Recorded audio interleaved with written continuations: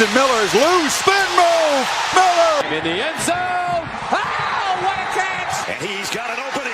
Elliott off to the races. Can they catch him? It's Ohio State together at the mountaintop. Champions of college football. The Ohio State of Mind podcast, hosted by Josh Keelan and Chris Wright.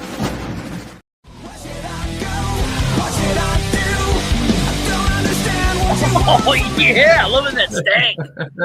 Yes, welcome. It is Monday. We're a little bit early. It is Memorial Day to each and all of you that celebrate today. Happy Memorial Day. As always, I'm Chris.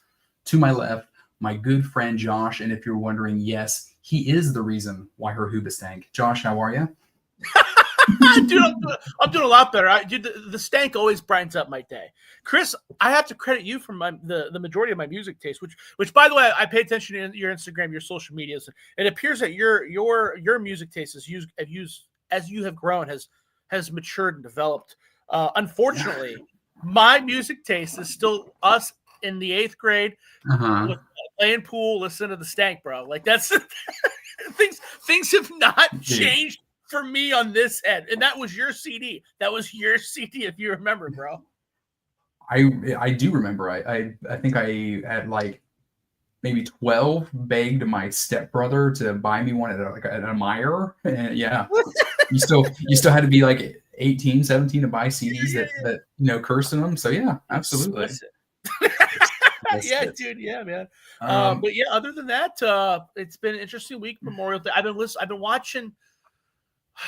I wanted to bring this up early. Went back watched the 2013 Ohio State Wisconsin game. I don't know why it just popped up on my feed. Dude, okay. Do you remember Jared? I wanted to bring up Jared Aberdeen's, dude. Do you remember that guy torching Bradley Roby?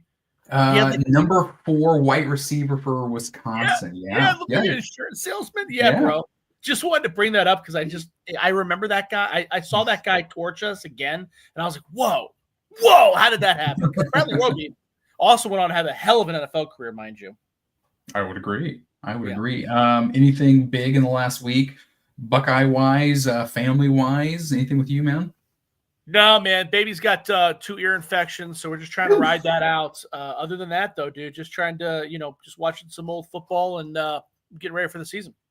I am in the same. I'm in the same, but you're the deep diver. You're the let me find that one random blowout here and there. Me, I'm the guy that I watch what Buckeye games YouTube suggests for me. Like I was up this morning and I kind of got up a regular work schedule for some reason and had some coffee.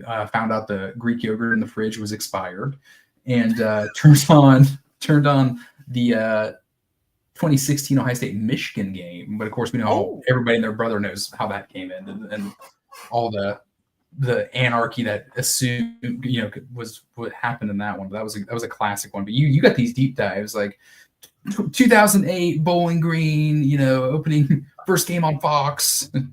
So usually what happens. So I'm still doing kind of my review of the recruiting class for this past year. And I'll be watching a player, and I'll be like, man, that guy reminds me of, for instance, the most recent guy I watched, who was it? It's the defensive tackle, but he reminds me of a little bit of Michael Bennett. And Michael Bennett, I remember him having, a key tackle for loss on like some kind of third down play against Wisconsin that game. So that's why I searched. And that reason that play, I remember that play is because they wore those alternate jerseys with like the black helmet, whatever. Yeah, right. I wonder if that game's on YouTube because that was such a wild game, and I couldn't remember really why. And it was because that wide receiver. I remember Monte Ball, and I remember James White, and but I couldn't remember that wide receiver. I remember them having like 200 yards, 300 yards passing. It was just a really weird game. So that's usually how I start my journeys. I'm with it, man. We've got some a little bit of Buckeye news that has broke since we have adjourned last. Got a couple of different things. We've got reseeding of the college football playoffs. We've got Luke Montgomery stepping up into a big, they said he might be the anchor of this offensive line moving into this next season. We've got a grad transfer quarterback that's come in. We have had tragedy strike a former Buckeye, and we've had Texas say, sorry, we are not playing on Sunday. That's the Lord's Day. What do you want to tackle first? Well, let's go ahead. Let's talk about. I guess we'll talk about Luke Montgomery. That's not really surprising. It's not like huge news. I mean, this was a former 5-star recruit. This is a guy that was like all state in basketball too, from Finley High School. I think he was on the same AAU team as Bronny James, which was like the AAU team that like recruited like, the best in the country. And I think he outscored Bronny, if I remember right. I mean, this is a really athletic kid. He took that red shirt the first year. We saw him. He was rotating strong. He was rotating in during the playoffs, and you and I were texting each other. Why is Montgomery playing so much? And he played great. Yeah. Ashton or anything was just surprising because he kind of came out of nowhere because it's something that we've been hearing about every offseason, and he just never seems to start. But it looks like now is his time, and I don't think that's surprising to anybody. No, I don't think it's surprising. It's funny that you bring up him being on the same AAU team with LeBron's boy. If you were to put in Luke Montgomery on Google, it's like probably the second or third picture is a tweet of young Luke Montgomery and LeBron James. No, I mean I think it's a lot of buzz with new offensive line coach Tyler Bowen. He's saying all these great things, how physically this physicality that he's brought this spring so far. And mind you, this is you've got Carson Hintzman on this offensive line. You got Austin Sarafelt. You got so many returning offensive linemen. If they can sit there and hitch their horse to one of them and say, hey, what was once a weakness and now a strong point that we saw throughout the college football playoffs, it's only getting better. Hallelujah, my friend. Yeah, no, I agree. I agree 100%. Hallelujah. Speaking of that run in the college football playoffs, they've come forward and said, hey, college football playoffs in 2025, we will have straight seeding now for the college football playoffs. No more of this, conference championship automatically gets this, and this. Straight seeding. What do you think about it, man? So I don't have an issue with it. I don't have an issue with it because that's how I thought it should have been done before. The reason why, well, no, I don't know if that's true. I don't know how I feel about it. I think that they should have done it. I don't know how to say it. I like that the conference champions earned the bye. I don't think that should have changed. The part that I think that should have changed is that we've always talked about how the 5th seed had the easiest path because there was no reseeding. That was the issue that I had with it. You and I were on this podcast back when we had our former, because this was an argument that I had with the former co-host, because I said Notre Dame has the easiest goddamn path because they're going to be the 5th seed. Now they weren't end up not being the 5th seed, but the 5th seed still landed in the championship because it's such a, you get the home game and then you play the weakest of the 4, right? I always thought that was a weird decision. I don't like.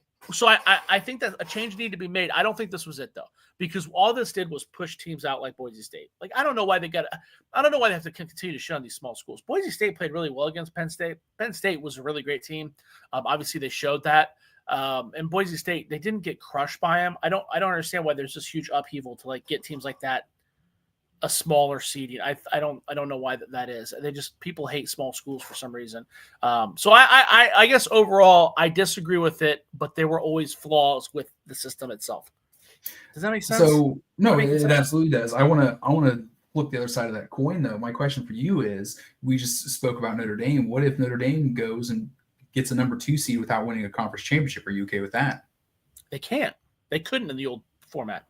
Well, what I'm saying now. But they can now. That's what I'm saying. That's why I'm hesitant, because it's like, all right, well, they fixed the 5 seed issue, but now you open up that door where there's like 4 SEC teams and I don't like that either.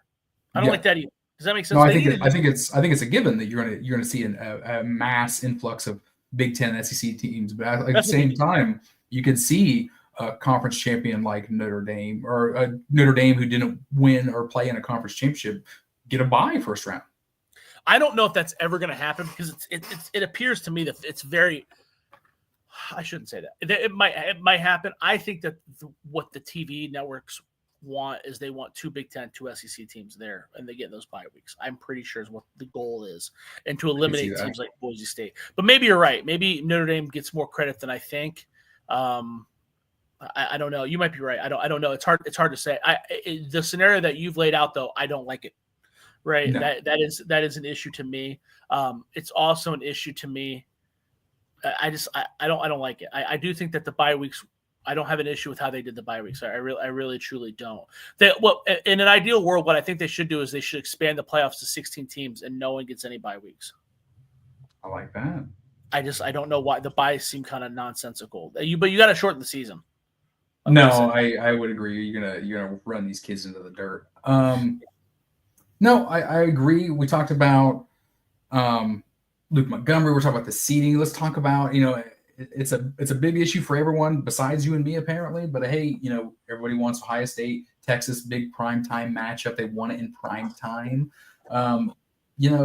Then Ohio State apparently came forward and said, hey, how would we play this on Sunday, make it the only ticket in town? And apparently Texas has rebuked that. Heads or tails of it? I think I know where you stand, but what do you think? Well, where do you think I stand? I think you stand in the side of I could give a shit less. Damn, dude, you know me too well. Damn, you know me too well. Yeah, I don't give a shit. I don't know, man. Is it kind of a pussy thing to do? Yeah. Do they have a right to do it? Yeah.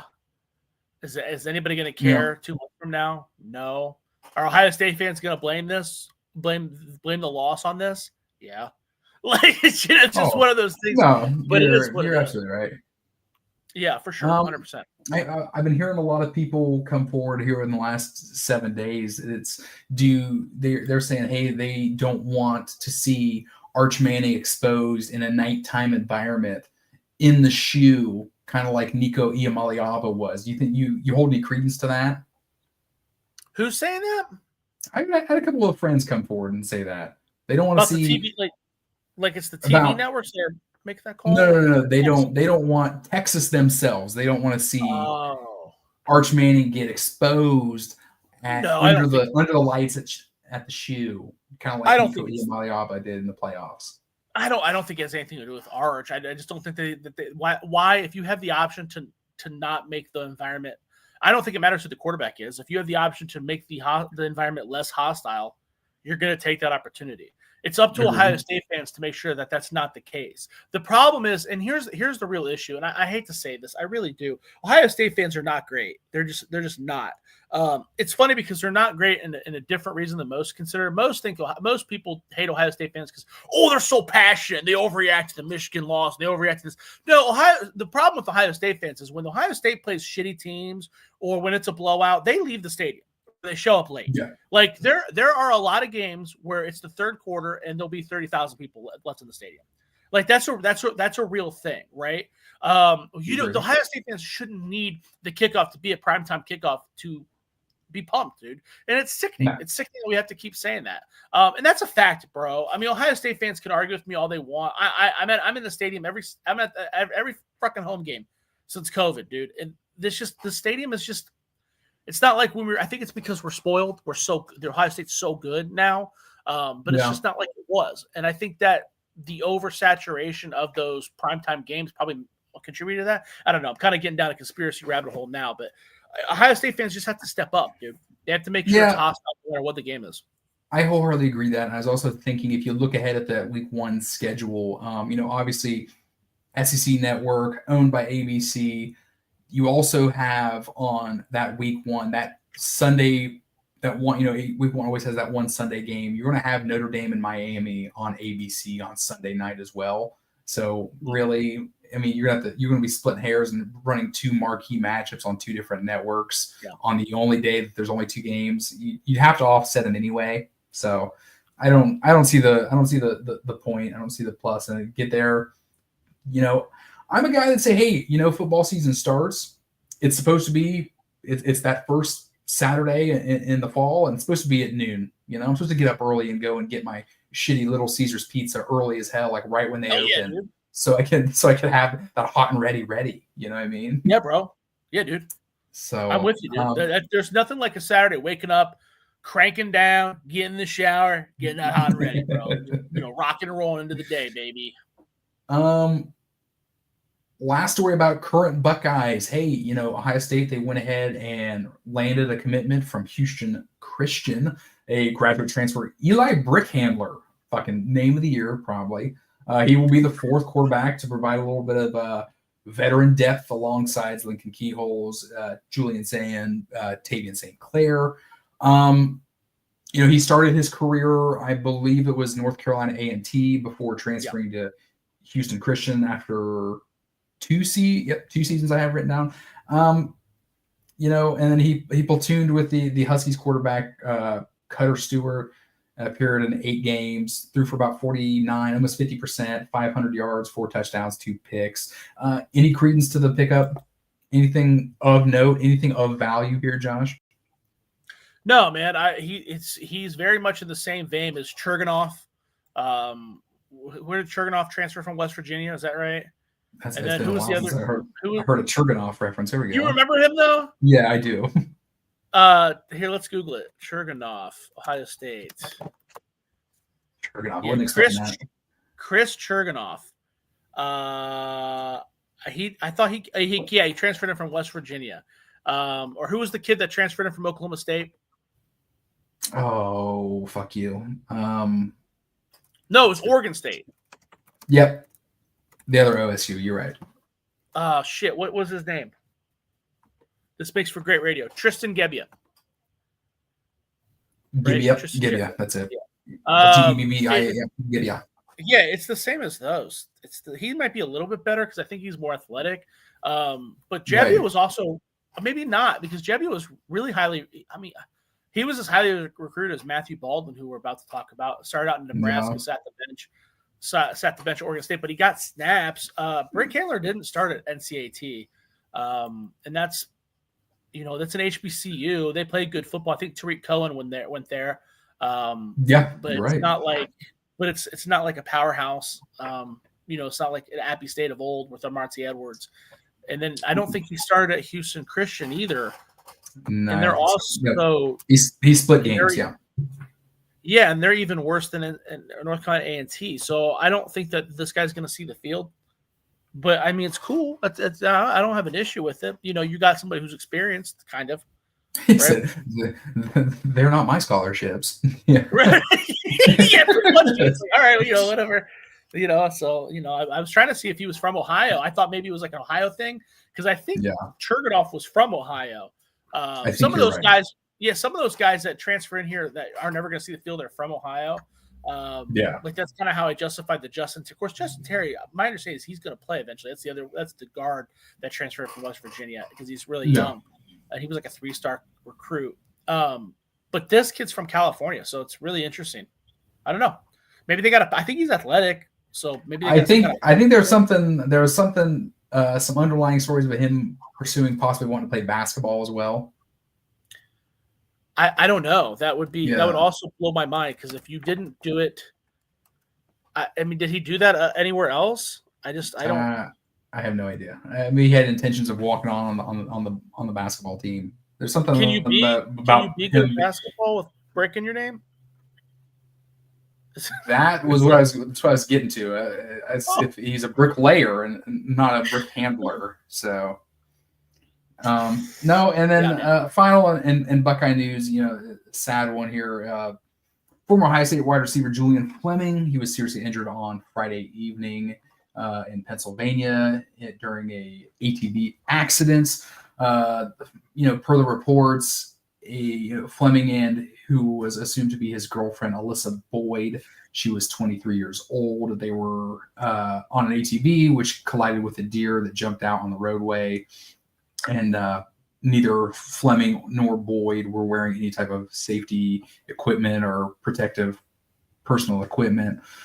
Fleming, he suffered serious injuries. I do not have an update. He was brought to Guthrie Troy Community Hospital in Pennsylvania, and his girlfriend Alyssa was announced dead at the scene. Julian has not had the easiest. We've talked about him, in extensively last week or 2 weeks ago, and he was always that what could have been kind of player. He was just always fighting injuries and ailments and what have you, and also, in a stacked wide receiver room. He did go undrafted. He did sign with the Green Bay Packers here last month, but in which he did, that offer was rescinded upon failing a physical. prayers out to Julian Fleming and their family. Prayers out to the family of Alyssa Boyd, who again was assumed to be the girlfriend of Julian Sayin, a Alabama fan by choice. Who they said that Julian Sayin converted her to a Penn State Nittany Lion fan, but 23 years old is way, way, way too young. And prayers out to everybody on that one.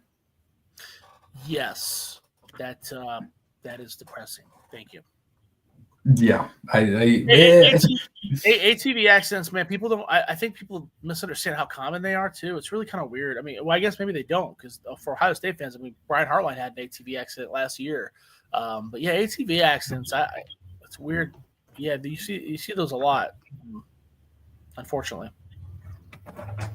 Wild stuff. But we've got any other Buckeye news we missed on? Doug, I was going to be nice to him. I didn't want to bring it up. Yeah, you did say Julian Stain a couple times. Did I? Yes, Julian Fleming. It was somber news, Doug. So I was going to let it go because I knew what he meant. I knew his heart was in the right place. We'll chalk it up to Josh having me come on a little early. You know. Yeah, it's my fault. It being Memorial Day, Uncle Sam over here still had me come to work. We are going to get into the 2018 recruiting class. It is tragic. You're absolutely right, Doug. Yes. Wild to wake up Saturday morning and see that. Julian is a good person. Julian is a really good person. He's got a great attitude. Every time I've talked to him, he's always been a very pleasant individual. I would never wish anything bad upon him. I know that we had a podcast that talked about him a couple weeks ago. It wasn't super glowing. But he, as a human being, he's a great human being. So this is devastating for sure. We're rooting for him. We want something to happen. Something good to happen. Have you seen any updates on any injuries or anything of the sort? I haven't either. No. Okay.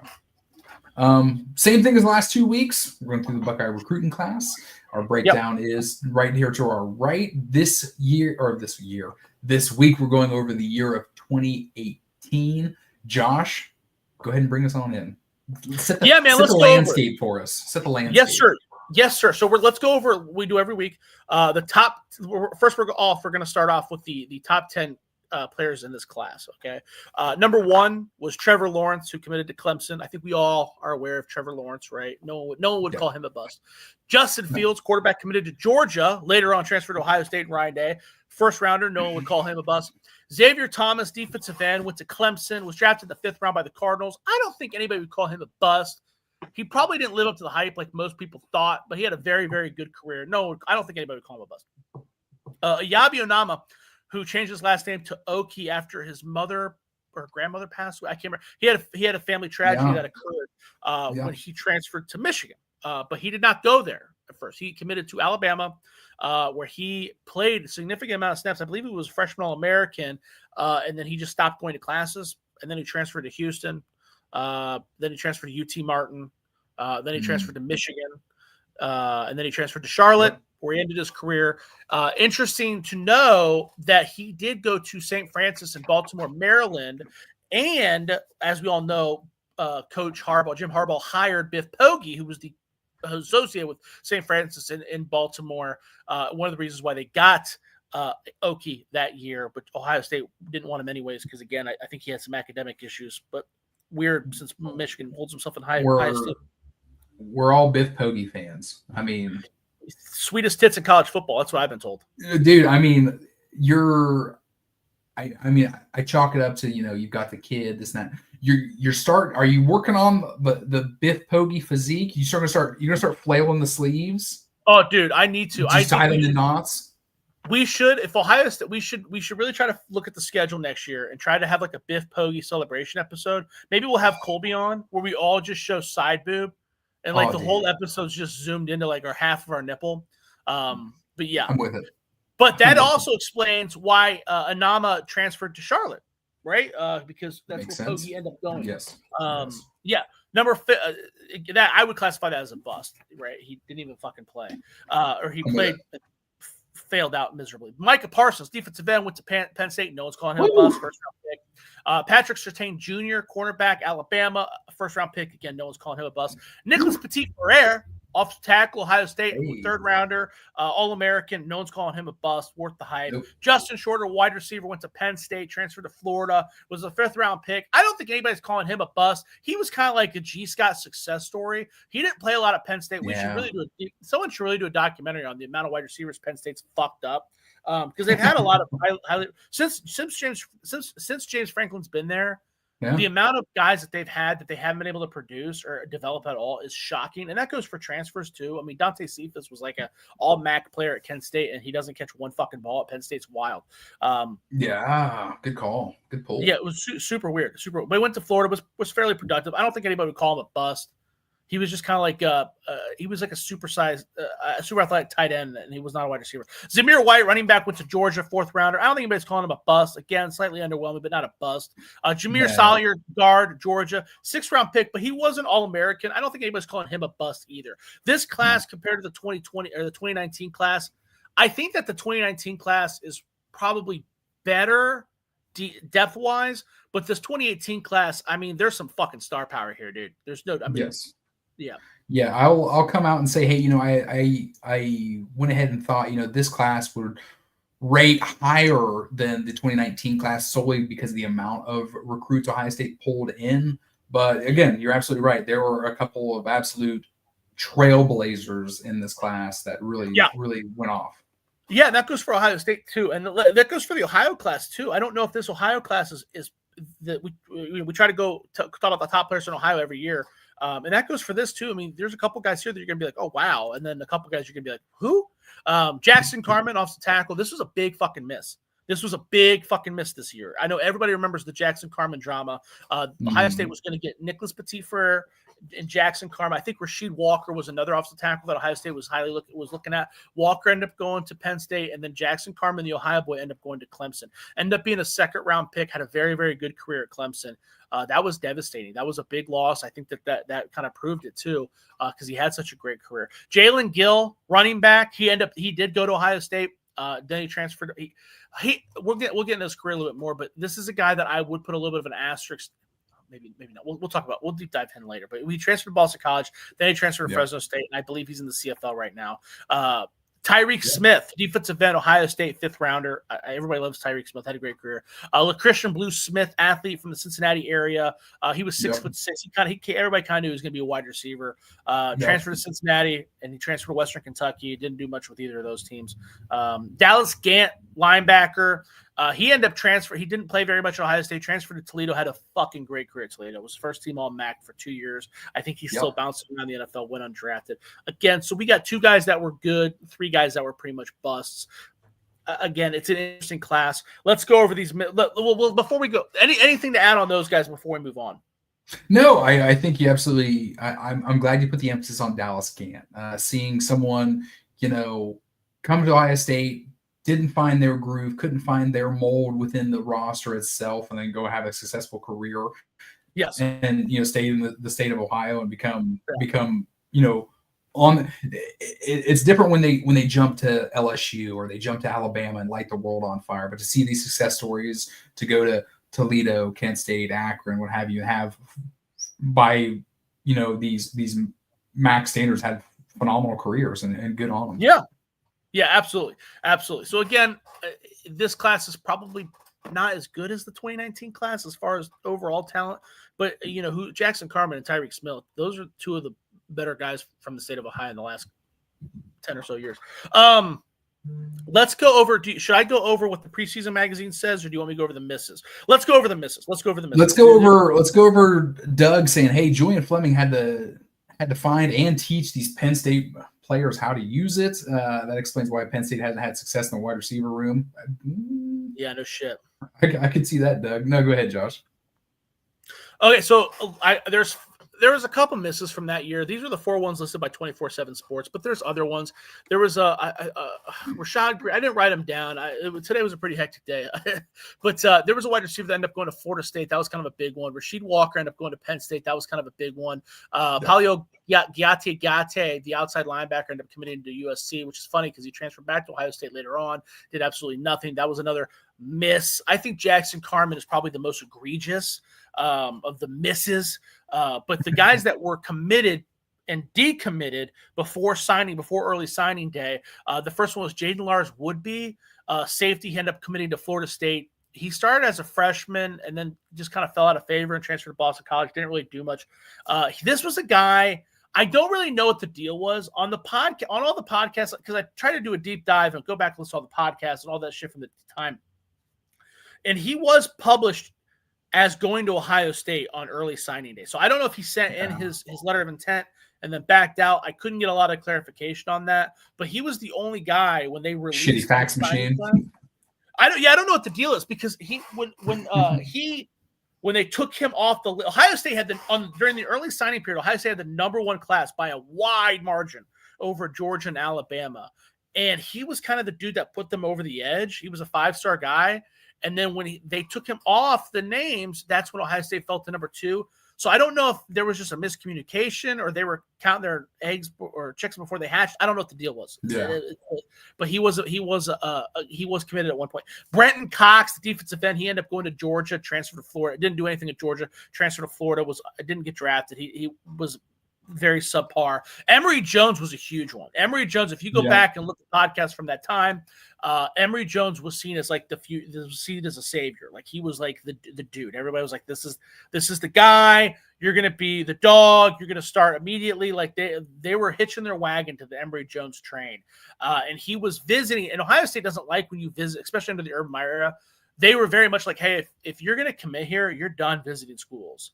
And Emory, they let him go. They were like, all right, that's fine, man. You can visit other schools. So they were basically like kind of like pussyfooting around, trying not to piss him off because they wanted him so badly. And he even came to Friday Night Lights and kind of lit the world. He just had a very impressive camp circuit, including at Ohio State, and was very much like, I'm coming to Ohio State, but I'm going to visit all these schools. So it was kind of interesting to watch that journey because he was committed all the way up to the 12th hour, and then he committed to Florida.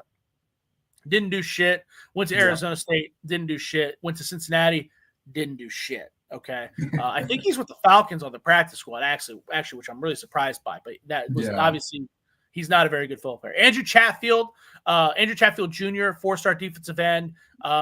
This was a guy that was him and both Brenton Cox. They're listed as misses, but there's some conflicting reports there. Ohio State and Urban Meyer wanted Woodby, and they wanted Jones. They were willing to sell their souls for those two guys. Those guys are legit misses. Same with Jackson Carman, who never committed to Ohio State, but they wanted him bad.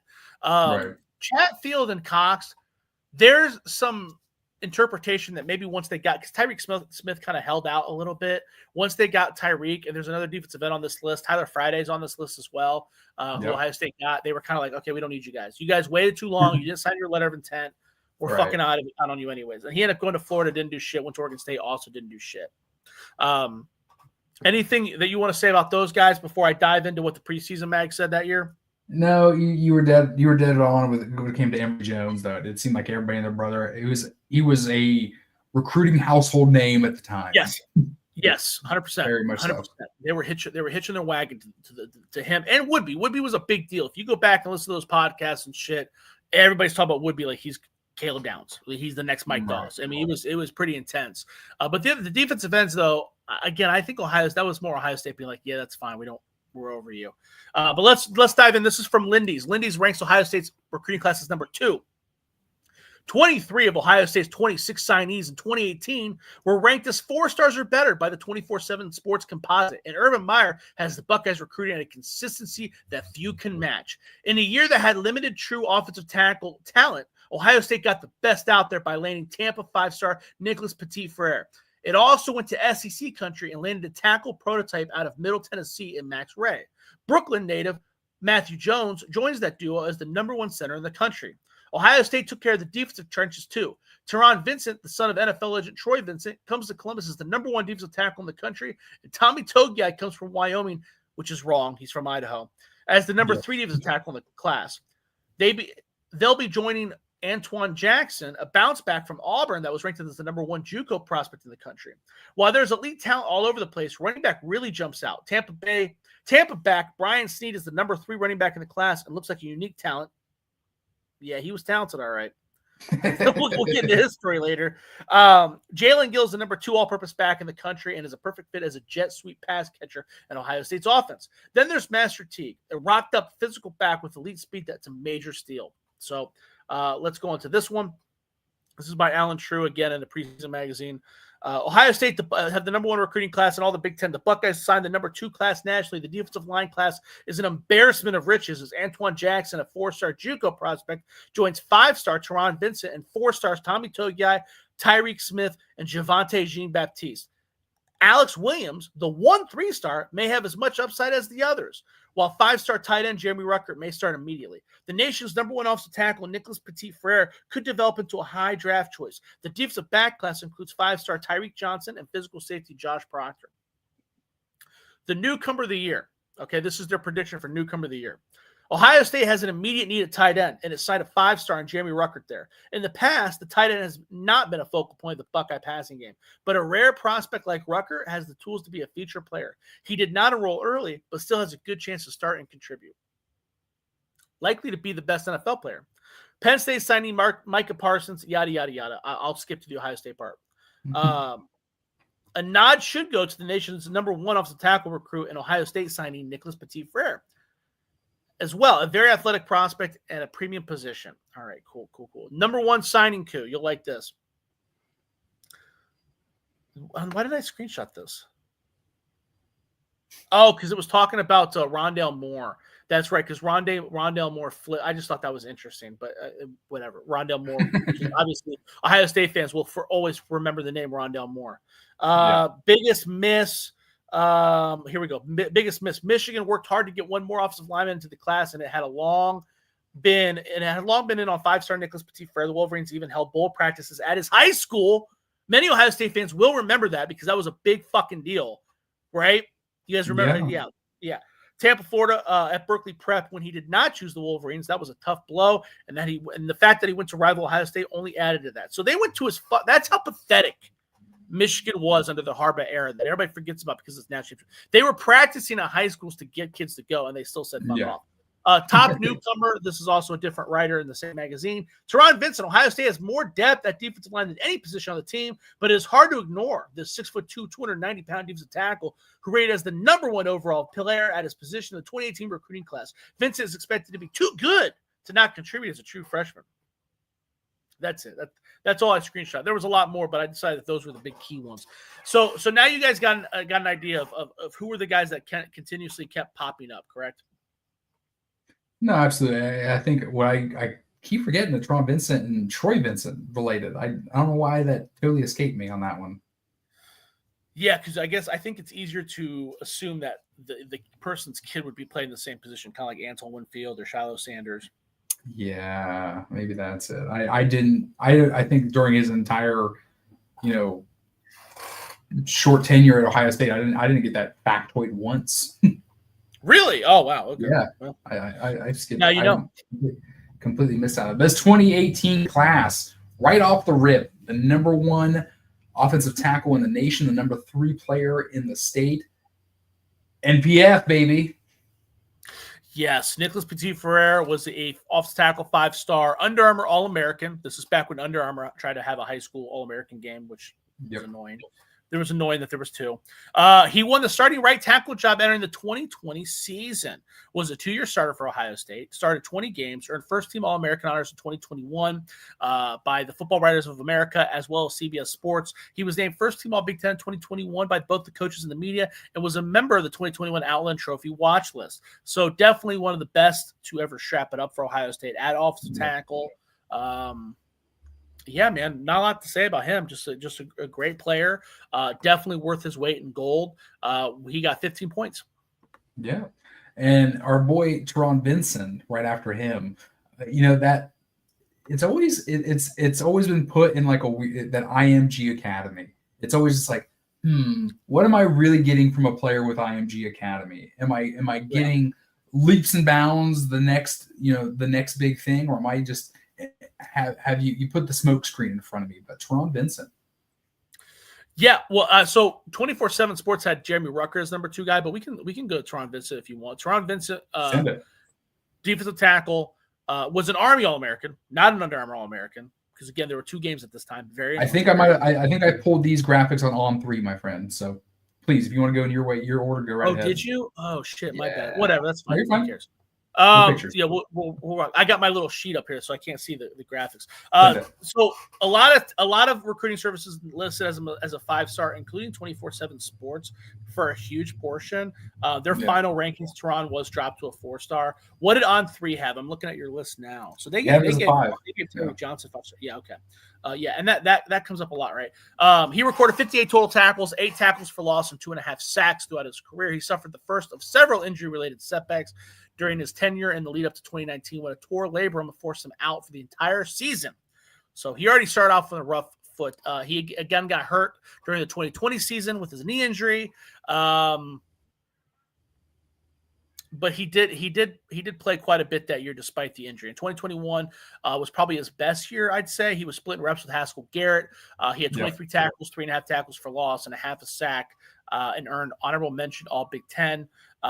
His last season, he finished with a career high 25 tackles, a career high 2.5 tackles for loss, and a half a sack, and also a fumble recovery. So the 2.5 tackles for loss was not a career high that year, just the tackles. He played in every game that year for the first time in his career. So maybe those last 2 years are maybe the best. This guy, Tehran Vincent, unfortunately, did only score. He scored 0 points.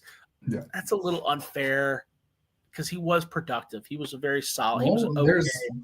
There's a couple people on here that are going to get no points, and they did what was within themselves and what the university asked them. Honestly, yeah, Tehran Vincent, he was definitely a bust. I mean, you guys heard how often he got brought up. People were talking about him like you got to force people out and just start immediately, and that just wasn't going to happen. It would have been interesting to see what would happen if he was healthy.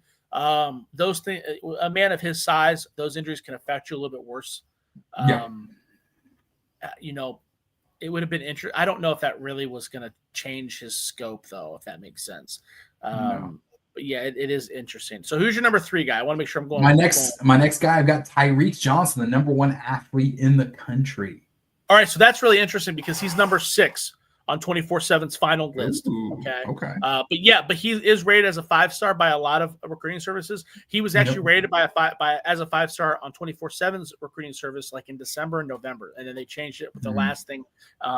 They knocked him down to a 4-star at the very end for some reason. He was rated as an athlete, but that was only because no one knew if he was going to play safety or cornerback in college. He was an Army All-American.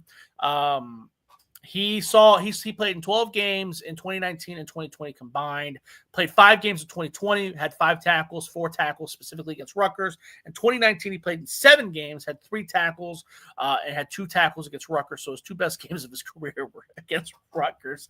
And then he redshirted his first year on campus in 2018 before transferring to Nebraska, where he was pretty lackluster there as well. Yes, I would agree. I would absolutely agree. Just beneath him, I've got Taraja Mitchell from Bayside, Virginia Beach. Yeah. Dude, their rankings are way fucking different. Okay. So how many stars did On3 give Taraja? 4 stars. All right, Taraja Mitchell was the 15th recruit in this class based on 24/7's rankings. Rated as a 4-star outside linebacker, was an Under Armour All-American. He really was okay. Yeah. He wasn't good. He was like, I don't know how to describe it, because Tehran Vincent was like not a liability. Taraja Mitchell, there were moments he was like, "Damn you, Taraja!" You know what I mean? But like he played, you know what I mean? Yeah. So he had like 45. His best year was 2021. He had 45 tackles, including 4.5 tackles for loss, and then he transferred to Florida. He kind of saw the writing on the wall. They were definitely working him out. He just didn't have those athletic traits that you look for in a linebacker.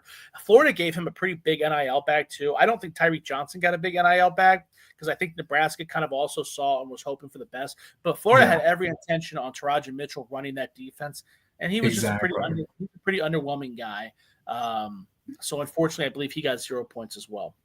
Yes, he got 0 points as well. No, you're absolutely right. When it didn't seem like Florida was very vocal when they got Mitchell, and they were very much clamoring that he was going to be this big stud, this big leader on their defensive side of the ball. Because and he started at Ohio State. He did start at Ohio State. He just wasn't like, he was clearly a guy that they were trying to work out. It also should be noted, Toronto Mitchell was so good and has been so good for so long and was such a highly rated guy that he was on the USA under 18 team. Like they would have like a team of under 18-year-olds. There were some notable guys on that team. Todd Gurley was on that team. Dwayne Haskins was on that team. Right. Jameis Winston was on was on some of those teams. Yeah. So that's kind of a big deal. You know what I mean? Like there were some stars on those under 18 teams. Michael Bennett. Michael Bennett. There you go. Who's next? Let me throw you for another loop. We got Westerville South own Jalen Gill, running back. So Jalen Gill, he was the number 9 player based on the 24/7 report.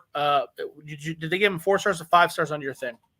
He was a 4-star on 3. That makes sense. He was a 4-star at 24/7 Sports as well. There were some recruiting services that did give him a 5-star. Big thing we should have noted at the beginning. 2018 was the first year for the early signing period. Okay. Yes. And Urban Meyer absolutely smashed it. He was kind of against it. And he mentioned Jalen Gill was like the prime example. He's like, well, Jalen Gill's what this is for. This is a guy that's been committed to Ohio State for 3 years. He's from the area. Let's get it done so no one's bothering him and move on. And he's like, but we end up just taking advantage. So that the Jalen Gill thing kind of right. But yeah, this is the first year for the absolute early signing period. It's also this is the first recruiting class that was able to take advantage of that redshirt rule where you could play 4 games and still get a redshirt. So please take that as a note as well. But yeah, Jalen Gill was definitely seen as a prize guy. He was seen as a running back, a 4-star guy, Army All-American. Took a redshirt in 2018. That was the year he switched from running back to wide receiver. He saw his first action in 2019 when he scored a 32-yard touchdown again against Rutgers. That year he finished with 6 receptions for 51 yards and a touchdown before transferring to Boston College, where he did nothing. And then Fresno State, where he was he wasn't like Devontae Adams, but he was okay. I think he had like 50 receptions or whatever. So I would say he was even probably underwhelming for Fresno State's passing attack. The thing about Jalen Gill that I want to point out, though, I don't think he was ever going to be a superstar, but I don't think that Ohio State fans remember Jalen Marshall really fondly, and they should. He had a very productive Ohio State career. Yeah. I don't think and KJ Hill too. I don't think Jalen Gill is that much different than those guys. The problem with what happened with Jalen Gill is that he committed to Ohio State when Urban Meyer was running the offense, where they had a very, very active H-back role. Right. He had guys like Curtis Samuel, who played running back, wide receiver. KJ Hill was getting snaps. He was getting carries. Jalen Marshall was getting carries. Right. This is the same offense that had Percy Harvin. That was Jalen Gill. Jalen Gill was supposed to be the Percy Harvin of this Ohio State offense. So when Urban Meyer left, so when Urban Meyer left, which would have been after Jalen Gill's true freshman season, Ryan Day didn't use that position. His wide receivers were receivers, and Jalen Gill was lost. He got lost in the shuffle. That's not what he came there for. So again, I don't think he was going to be an All-American or anything, but it would have been interesting to see what would have happened if he did have more of a role. Maybe you're right. Maybe he would have been just the next Dontre Wilson, just an underwhelming guy who we talked about. Well, maybe, but he did kind of get the coaching change kind of screwed him a little bit. Yeah, I can definitely see that. Moving on, my next guy I've got on here, Tyreek Smith, Cleveland Heights, baby. Okay. And it should be known that so far these are all 0 point guys. Tyreek Smith, though, he was the number 7 Ohio State recruit. What's he on yours? Or he was the number 7th best recruit in the class for Ohio State. What's he on yours? He's gone.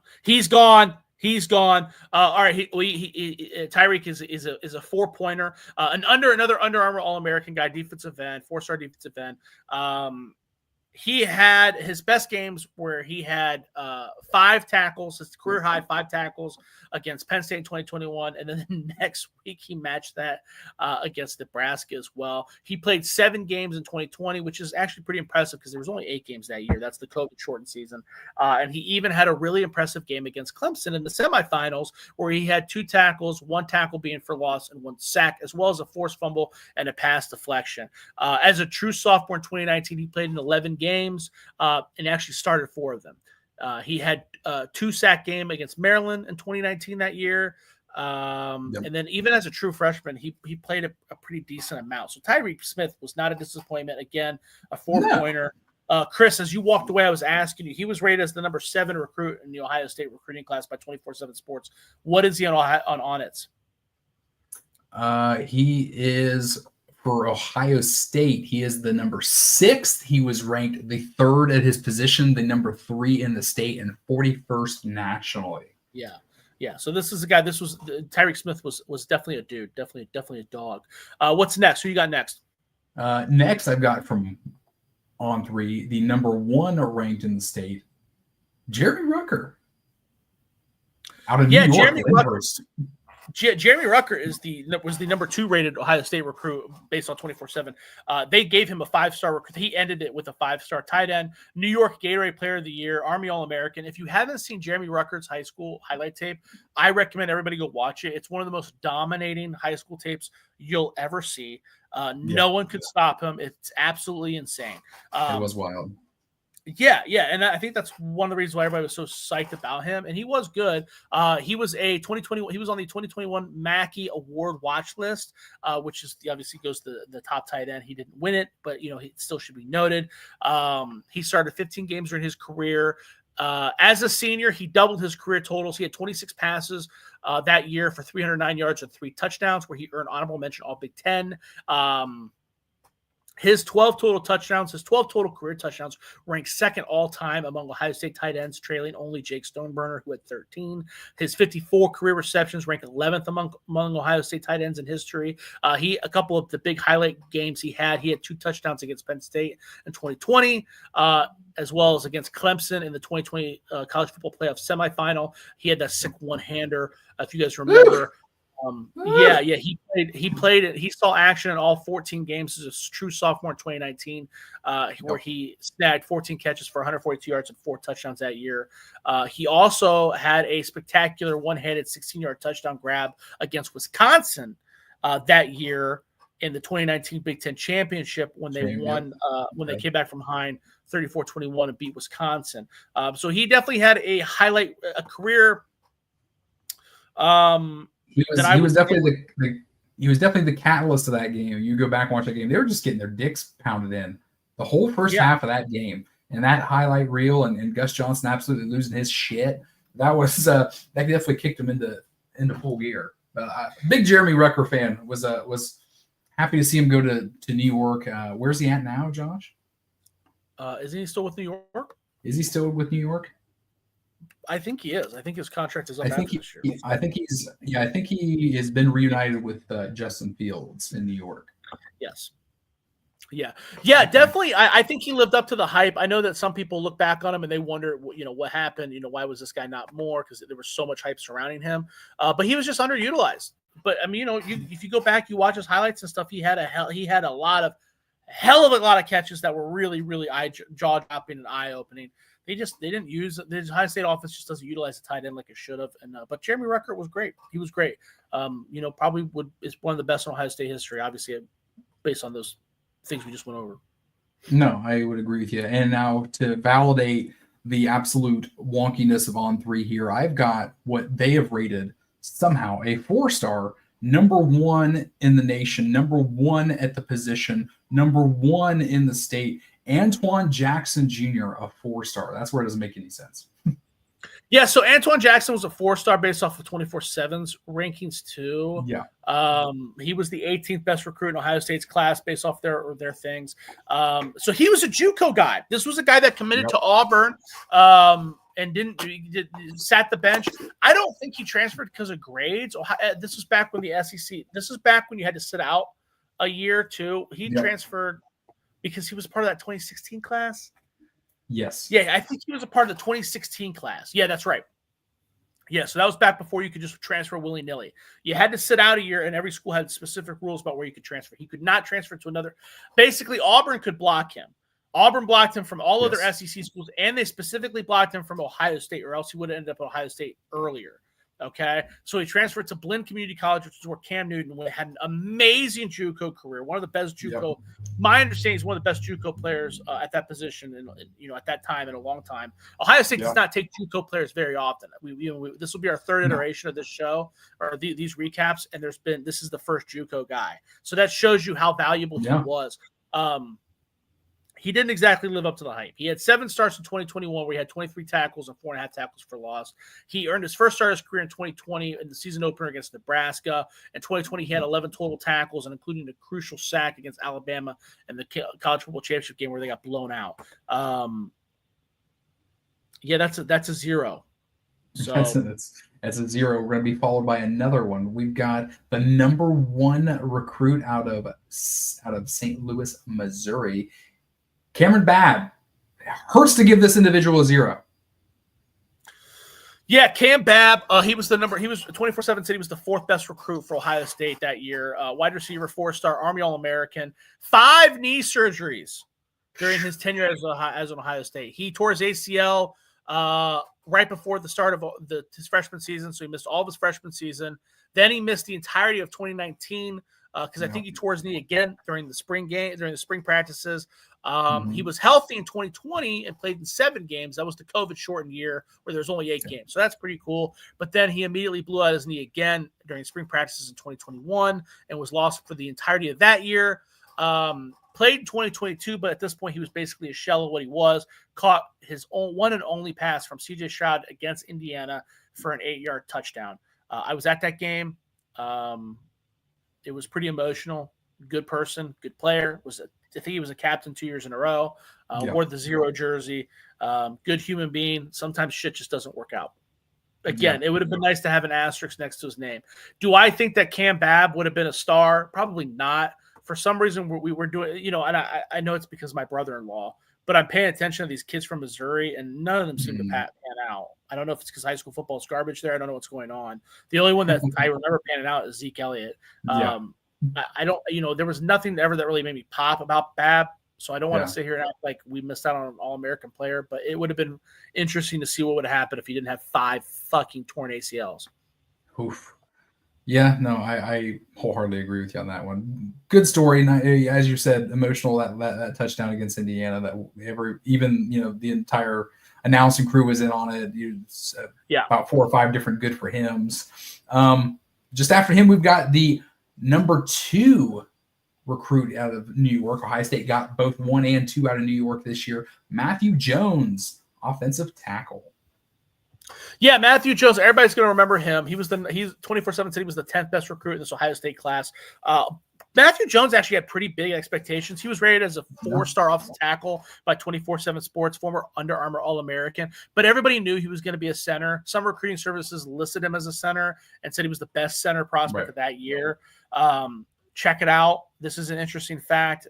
Not really a fun one, just another piece of evidence that COVID destroyed college football. But he is Xavier Johnson and Josh Proctor are the only players in Ohio State history, and hopefully the only ones ever to letter 5 times at Ohio State because they had that extra code. Yeah. He earned second team Big Ten All-Conference honors by both the coaches and the media in 22 and 2023. So this is going to be the first guy that we have that actually got points. Those are, so he got 4 points in our little thing here. He played in every game in 2020, which obviously was 8 games because of the COVID year. Starting 3 of them, he started against Michigan State and against Clemson in the semifinals, as well as against Alabama in the championship game. He also played in 8 games in 2019 as a redshirt freshman that year. Is that right? Yeah. Yes. Yep. And he played guard that year behind Jonah Jackson, so he did play a few snaps, and then he redshirted in 2018. Interesting career. Points is points for the Buckeyes. We'll take it. Yeah, he was okay. We've been giving out a lot of zeros, so I'm not gonna show him that Mr. Jones here, right? No, Mr. Jones and me. Moving on. On three's got it right. We've got Tommy Togiai out of Idaho, the number 1 player out of Idaho. They didn't fuck that one up. Can I just say, Matthew Jones, he did have a couple games where he was fucking butt. Like he's one of those. Well, he was one of those offensive linemen. Like how Josh Fryer won All Big Ten. Oh yeah. But everybody bitched about him. Matthew Jones had a very similar career to that. Again, not bad. Not bad. I'm not bitching about him. It's just like compared to other offensive linemen, it is interesting. Yeah, Tommy Togiai was rated as the number 13 best recruit in Ohio State recruiting class. This is one I want a big asterisk next to as well, and I'll get into that in a bit. 4-star, Army All-American, Idaho Gatorade Player of the Year. He was second team All-Big Ten in 2020 by both the coaches and the media. He had 8.5 tackles for loss, including 3 sacks in that 2020 game over Penn State. If you want to watch a goddamn dominant performance, watch Tommy Togiai against Penn State. I don't know if there's a more dominant defensive tackle game than what Tommy Togiai did against Penn State in 2020. He played in 7 games that year. There were 8, right? It's COVID year. Yeah. Had 23 total tackles, 4.5 tackles for loss, and 3 sacks, which again all occurred against Penn State. In 2019, he played in 14 games, which was every game, and finished with 16 tackles and 2 tackles for loss. Here's the deal, Togiai. Okay, Togiai, how many points did we give him? Gave him 4. That's sad because that dude was good. This is a guy. Again, I'm trying to be as objective as possible because I talked about, well, if this guy wasn't hurt, it would have been interesting. Like I talked about Tyreek Smith and Jalen Gill and Cam Babb, but a lot of those guys had huge deficiencies that I don't know if they would have overcome. Tommy Togiai is one of the most. There are moments where he is extremely dominant. When he was sick. He had COVID for that national championship game in 2020. Mm-hmm. It would have been interesting to see how that game would have turned out if he was healthy. And he also left early. He left early. Yes. I really believe if Togiai would have stayed another year in school, we would be talking about him in a different way. I think we would be talking about him like an All-American. I think. No, I could definitely see it. He was the person that jumped out at me when I saw big old TT here. I was like, man, he shouldn't have left early. Man, I remember Tommy T should have stayed one more year. Oof. And he was so strong. I don't know what his combine numbers are, right? Because there are guys that like bench press 7 million pounds. I'm not saying that he did that, but his play strength and his hand strength was so great. There are highlights of him just manhandling dudes. I really do believe if he would have stayed another year, we could be looking at All-American. But unfortunately, that's not what we got. I would agree with you. Coming up next, out of Don Bosco Prep, the number 2 guy out of New Jersey, Tyler Friday. Yes, Tyler Friday. Let me scroll down. You see, I'm all fucked up because you used 3. He was the number 17th recruit based on 24/7 Sports in Ohio State's class. Defensive end, 4-star. This was a big deal. I really want to emphasize this was a big gift for Ohio State at the time. And unfortunately, another guy that just got devastated by injuries. He missed the 2021 campaign because of an injury. I think that same injury caused him to miss 7 games in 2022. Yeah. He also was hurt in 2020, but he played 5 of the games and even started the opener against Nebraska, but then was hurt again that year and didn't play against Alabama. He played in 11 games as a sophomore and even started 4 games, started against Cincinnati, Miami, Rutgers, and Wisconsin, the Big Ten championship game. Okay. And even had a tackle or a sack against Clemson that year. And as a true freshman, he played in 10 games. So Tyler Friday was going to be, I don't know if he was ever going to be a dog because I don't know if he had that unique explosion of a guy like Chase Young or whatever. But clearly he was going to play. Clearly they were shoving him out there and he just kept getting hurt, just kept getting ravaged by injuries. Yeah, no, absolutely. We've got. So he was a pointer. No, absolutely. We've got 5th-year letter winner, number 41, Josh Proctor out of Oklahoma, out of Owasso, Oklahoma. Yeah, Josh Proctor. I'm scrolling. Yeah, he was based on 24/7 Sports. He was the number 5th player in Ohio State's class, safety, 4-star, Army All-American. Again, you talked about it. He's one of those magnificent 3. Him, Matt Jones, and Xavier Johnson that lettered 5 times. Hopefully the only ones because I'm sick of guys going to school for 10 years. Played in 11 games in 2023, as we know, which was his best season, had 47 tackles, an interception, 8 pass breakups, which ended up being second on the team.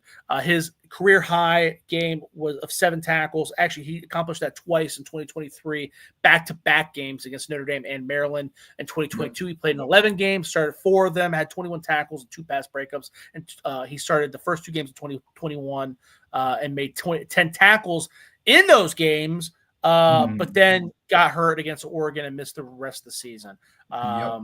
In 2018, 2019, he was the backup to Jordan Fuller. This is another guy, again, I don't know if he had that athletic. There's a reason Jordan Fuller played over him. I think Jordan Fuller was more athletic, but I do think that if Josh Proctor didn't destroy his leg against Oregon, maybe we'd be talking about him differently. Not like I truly believe Tommy Togiai was a special talent. We talked about Derek Ross. Derek Ross is who we always bring up for some reason. I really need to stop doing that. Tommy Togiai, I really think that he was special. I don't think Josh Proctor was that, but I do think that if he wouldn't have got injured, I mean, after that injury, he was just a different player. No, I mean, barring the injury, maybe he would have, leaked out a point or two more. Maybe we look at 2 or 3 points here than the one. Yeah, and I'm not necessarily even saying that Josh Proctor was like, oh, he's slower or weaker, which I do think he was probably slower after the injury, but he kind of got lost in the shuffle a little bit too. Like that's just kind of what happens, and he just didn't really explode out. But I think he might have not for that injury. Yeah, no, I got you. I'm going to make you work here. I got 2 back-to-back transfers. We got Blue Smith, 4-star wide receiver out of Dayton, Ohio, and Max Ray, offensive tackle out of Franklin, Tennessee. Back-to-back transfers, my friend. LaChristian Blue Smith. So we talked about him a little bit at the top. He's one of the biggest recruits in Ohio. There was a little bit of hype around him because he was so big. I think he was 6'6". He was rated as a 4-star 6'6", 205. Yeah. He was rated as the number 19th best recruit in Ohio State's class that year. Everybody knew he was going to be a wide receiver, right? He didn't do shit. He got redshirted and immediately transferred out, was very impatient. Went to Cincinnati, didn't do shit again. Went to Western Kentucky, where he was also pretty underwhelming. So that was kind of the story behind Blue Smith. And there's really not a lot of reason for it. Just kind of, I don't think he was – he just wasn't built for it. Yeah. And then Max Ray. Oh, you said Max Ray. I'm sorry. Yeah. I'm sorry. Yeah, Max Ray. I think he's coaching now, by the way. I think he is. I think he's coaching at Toledo. 4-star offensive tackle, Army All-American. He was rated as the 11th best recruit in Ohio State's recruiting class that year. He did end up transferring to Colorado, so another guy that's going to get 0 points. He played 7 games in 2020, even started one. He started was the 52-12 win over Michigan State, which he graded out as an offensive line champion, which I believe means he was the MVP of the offensive line that game. Yes. He also played in the national championship game against Alabama. During 2019, he saw action in 5 games and then redshirted in 2018. He got kind of lost in the shuffle, was never really going to play. No injuries, nothing to blame there. Just wasn't good enough. I don't think he was that great at Colorado either. No, he wasn't. But I did see that he is a grad assistant coach now. Yeah. Good for him. Yeah, I'm with it. Another one we talked about it. We both talked about it. Dallas Gant, that transfer went ahead, went back home to Toledo. Number 6 guy in the class from the state of Ohio, linebacker Dallas Gant. Had the size, had all of it. It wasn't fit for Ohio State. What'd they list his size at? 6'3", 225, my friend. Yeah, see, I don't think that's entirely accurate. I don't really remember. I've seen Dallas Gant in person a couple times. I think that was kind of the issue, is that he was a little bit of a tweener. He was a little bit like Court Williams. First of all, Dallas Gant was rated as the number 8th best Ohio State recruit by 24/7 Sports, 4-star outside linebacker, Army All-American. He was too slow to play safety and too small to play linebacker. That's how I would summarize it. I don't think he was 225 pounds. I would put money that he wasn't. It'd be interesting to see if he went to the combine. Yeah.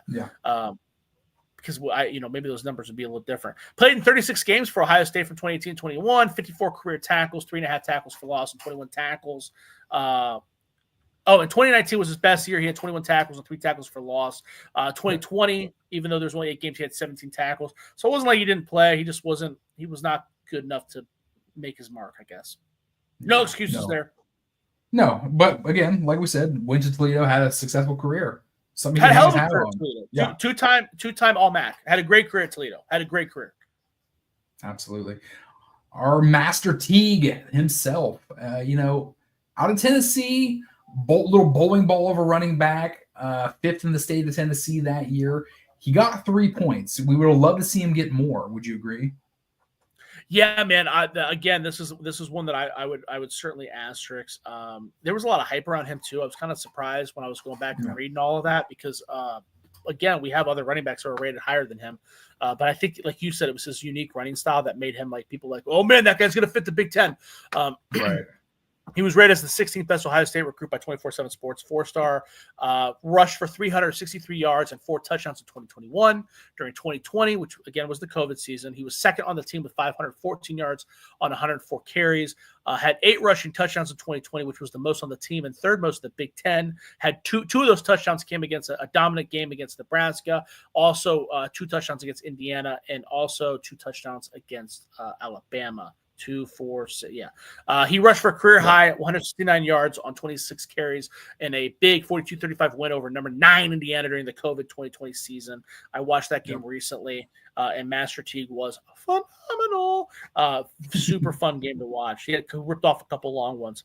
I forgot that he was fast because I don't think he ended his career that fast.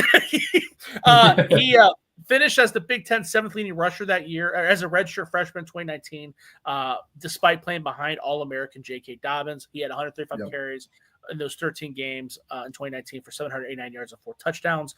He was third team All-Big Ten that year. He had 200-yard games, one against Indiana, killed it against Indiana. 10 carries, 106 yards, 1 touchdown. For some reason, he loved destroying Indiana. He also had a 100-yard game against Maryland.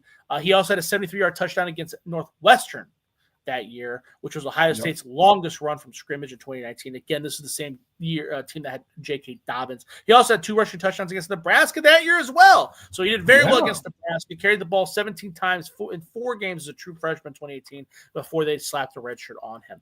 This is a guy that left for the draft early. I don't know why. I think it was because they were slowly fading him out in favor of Trayvon Henderson, I believe. Would that be that right here? That makes sense. Yep. That was a dumb decision on his part. He should have stayed and been second fiddle again. He was a good running back. He was okay. Again, he wasn't special, but this is a guy that very much in the same vein as Mike Weber. Probably could have stayed. Yeah. Probably got drafted late. Maybe had I don't know. Would have made more of a run as in Ohio State history than he did, unfortunately. Yeah, I mean, I get that. The transfer portal is so much more prevalent than it was in 2018. But, a couple of these players, we've seen like, man, if they would have just stayed, they could have not only helped themselves, help their draft stock, obviously, but obviously helped and coach, teach, mold, and mentor the individuals behind them too. Yeah. Again, Tommy Togiai is different to me because I do think that he had All-American first-round potential, like dominant, fucking Tyleek Williams kind of potential. Master Teague didn't have that, right? Master Teague, he was going to be second fiddle again, but it's like, dude, why not? Why do that? Why not be second fiddle at Ohio State over not getting drafted at all? That just seems like a weird decision. But whatever. It is interesting though. Go back, you guys. The 2020 game against Indiana was a super fun watch. I watched that recently. That was Michael Penix was the quarterback for Indiana that year, passing to Ty Freifogel, and Master Teague probably had 3 rushes for over 40 yards. Just absolutely dominant, fucking explosive game. That is one of the most impressive running back games in recent Ohio State memory. He just looked great. He looked great. It's a fun watch. And J.K. Dobbins, I think J.K. Dobbins had over 100 yards rushing that game too. Yeah. I'm writing it down now. I'm going to go and watch that with my dinner tonight. It's a fun watch. It's a fun watch because Indiana was good that year. Yeah, no, absolutely. I remember that Indiana team was actually really damn good that year, that COVID season. We got 2 recruits that came in as linebackers and left as transfers. We got Javonte John Baptiste and Kayvon Poe. Yeah, let me pull up Jean Baptiste. So Javonte Jean Baptiste, he's an interesting one. We unfortunately had to give him 0 points. 24/7 point ranked him as the 14th best Ohio State recruit, 4-star outside linebacker.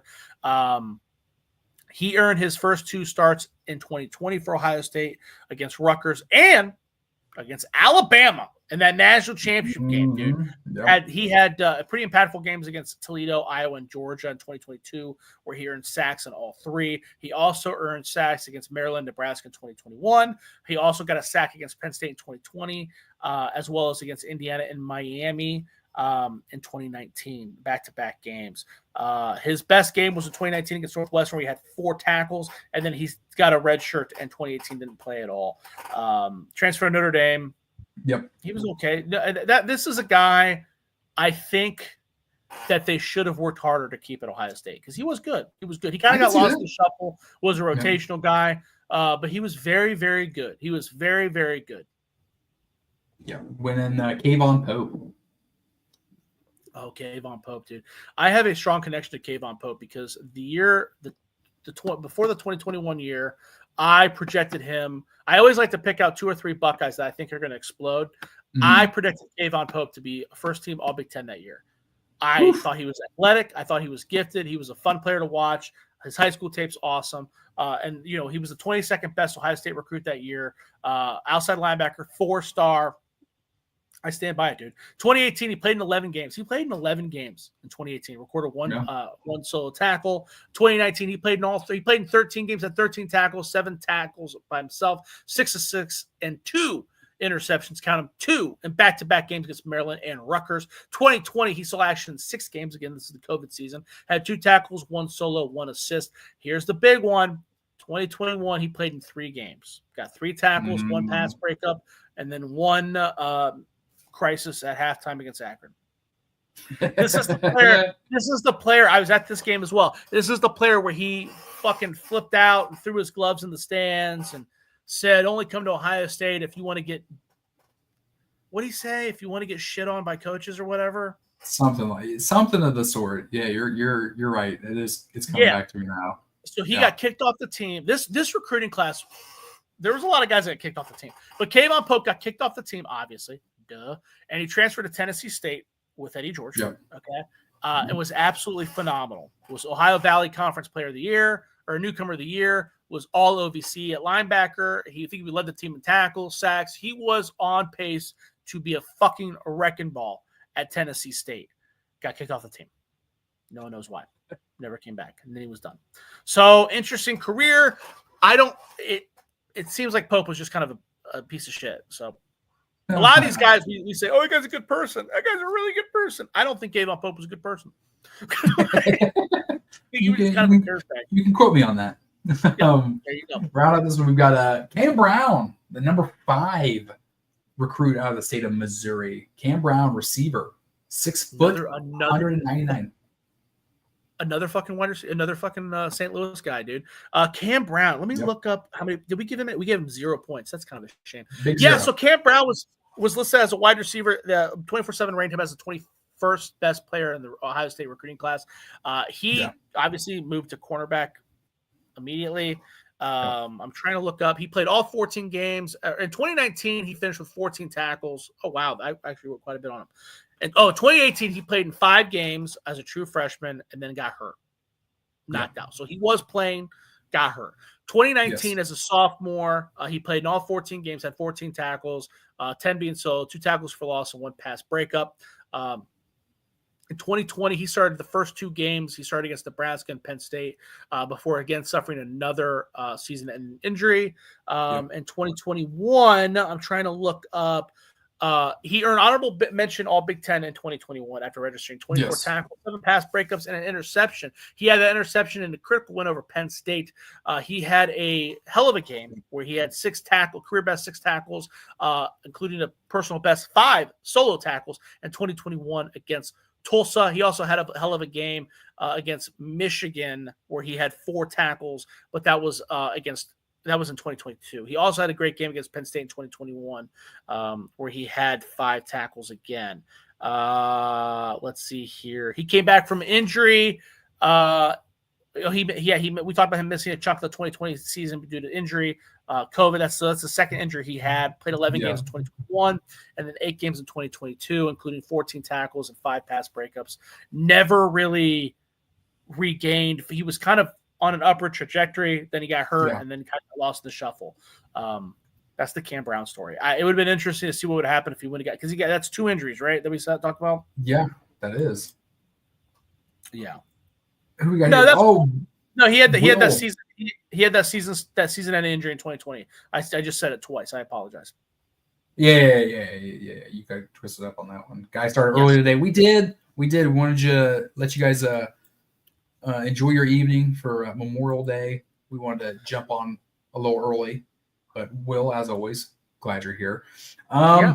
This one, I want to hear your opinion. I've got 2 back-to-back transfers. One of them you're going to give a little bit more time to. I've got Seven Banks out of Orlando, Florida, and we've got Matthew Baldwin, quarterback out of Texas. Sevyn Banks. Yeah, so Sevyn Banks is rated as the number 24 best recruit in the Ohio State recruiting class based on 24/7 Sports. Three. This is who they rate as a 3-star recruit. But he wasn't Under Armour All-American. He was definitely rated as a 4-star recruit in a couple services. I even saw one recruiting. I saw him listed as a 5-star a few places too. So it was very interesting to see that 24/7 gave him a 3-star rating. But here we are. He ended up transferring to LSU, so he gets another 0. He was an interesting guy. I'm going to try to read. I write him down chronologically, like my little notes here, but I'm going to try to go backwards on this one. Well, let's just go. In 2019, he played in all. Well, is there 2018? 2018. He appeared in 6 games as a true freshman. Had 1 tackle versus Maryland, and he returned a punt for 33 yards against Michigan. So he played a little bit, right? Right. 2019. I'm trying to find. He appeared in all 14 games, recorded 11 tackles, 1.5 tackles for loss, and interception, which was against Northwestern. He had 2 tackles in a win over Florida Atlantic and Rutgers, and then he started that Rutgers game. So we got 2019. He's got his first start under his belt. So 2020, he starts all 8 games. Right, this is the COVID season. Had 7 tackles against Alabama in the national championship game. That's a season high, and he also led Ohio State with 7 pass breakups and 8 passes defensed. Against Clemson, he gets a key interception on their final drive of the game, or an honorable mention all Big Ten that year. Okay. Yep. 2021. All right. It's kind of weird how this all happened. So those are all okay numbers, right? He's doing okay. Yada. He is on the 3rd team preseason All-American honors list, and he was named on the Thorpe Award and Nagurski Trophy watch list in 2021. 2021, he plays in 8 games. Misses the first 2 games of the year and final 3 games of the year with an injury. He records 8 tackles and 2 pass breakups. That's what he did. Now, here's the Sevyn Banks story is one. There should be an Ohio State 30 for 30 on his career. Yeah, because the amount of hype he had going into that 2021 season. We can look into preseason magazines. He was listed as an All-American in every magazine. And even some of those NFL magazines where they do like mock drafts first, he was listed in multiple first-round mock drafts. Now, you and I had a conversation a couple weeks ago where this might be, if Davison Igbinosun doesn't get drafted early, that you could compare it to Sevyn Banks. But Davis Igbinosun had a much better season and a much better year than Sevyn Banks ever did. It's really weird how much. Would agree, yeah. Huh? Yeah, I would agree. Yeah. Yeah, it's really weird the amount of hype Sevyn Banks got heading into 2021, especially considering he was not the most highly rated recruit ever. I don't know if it was just because he had a lot of physical traits. He was from Ohio State. I don't know what the deal was. Yeah. But also, too, he was also one of the first athletes at Ohio State to really profit off the NIL thing. They announced NIL, and he immediately went to the mall and started signing autographs. And if you remember, he was releasing NFTs when he was hurt. That's during right. the game. Yeah. That's right. It's it would be interesting to see like what I don't know what would have happened if he wouldn't. I don't know, dude. It's just things were lining up for him really cush, and he fucked it all up. And I don't know. And it's not injuries. It's just not injuries. I don't know if it was NFTs or the NIL shit but I mean, I don't know. I know he had a couple of injuries, but they weren't like major. And then he was getting benched for Denzel Burke. It was just a weird thing. Who came in as a true freshman as an athlete. Yes. No corner experience. It was just really strange. And then he went to LSU and didn't do shit there either. Exactly. There it is. The Sevyn Banks story is really interesting. It's really interesting if we knew more details about it. Yeah. I'm gonna just for not to schmooze everyone, but for time as well. I'm gonna give you 3 transfers. All right. I'm gonna give you Matthew Baldwin, Lake Travis, Texas, quarterback. Alex Williams, Pickering North, defensive end. Tower of a dude, 6'7", 260. And brother of Malik, Marcus Hooker, safety out of Newcastle, Pennsylvania. All 3 transfers.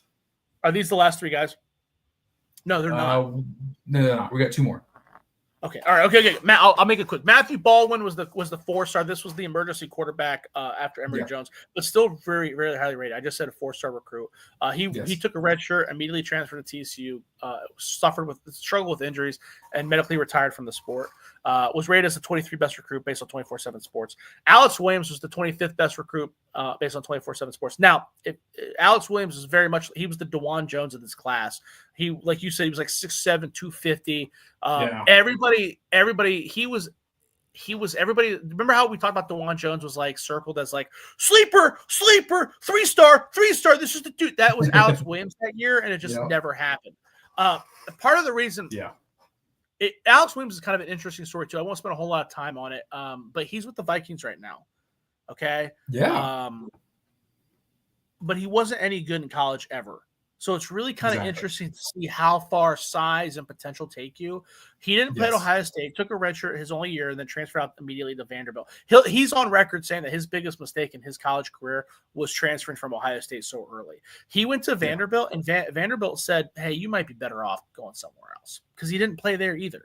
So then he just quit playing football and just went to – they let him keep his scholarship at Vanderbilt, and he didn't play football for a year. And then Derek Mason left to go coach at Middle Tennessee, called him up, and he played one more year. Is that right? 1, 2, 3, 4. Yeah, I think he played 1 year at Middle Tennessee. Right, that would be 4 years. A couple years later, whatever. He was in school. He was only in school for 5 years. He took a year off. Now he's with the Vikings. Kind of an interesting story because he wasn't good in college at any of those places. Right. Very average player. Wow. Marcus Hooker? Yeah, Marcus Hooker, the younger brother, Malik Hooker. This is another guy that I thought really had star potential. He's big, fast, strong, 3-star. He ended up being fairly productive at Youngstown State. He does have a little bit of story. 2019, he did play 14 games. He did have 7 tackles, 4 solo tackles, and he played in 2 games as a redshirt freshman in 2018. 2020, he was honorable mention All Big Ten because he played in 7 games. This was the COVID season. He had 15 tackles, 13 solo tackles. He broke up 3 passes and intercepted a pass against Penn State. Okay. That game against Penn State was a great game. He had 6 tackles, including 5 by himself. 2021, he played in 11 games, only had 9 tackles. 3 of them were solo. He had a DUI. Rumors, I guess he was kind of a bit of a headache. And then they dismissed him from the team, welcomed him back, dismissed him. It was not he had a lot of potential, but the issues that he faced were his fault, and now he's with the Colts. A lot of self-inflicted wounds here with Marcus Hooker. I think he's still with the Colts, though, right? Or did he? I think he is. He is actually. Yeah, he is. He is still with the Colts. He was okay at Youngstown State. I've got to ask you this about our diamond in the rough here.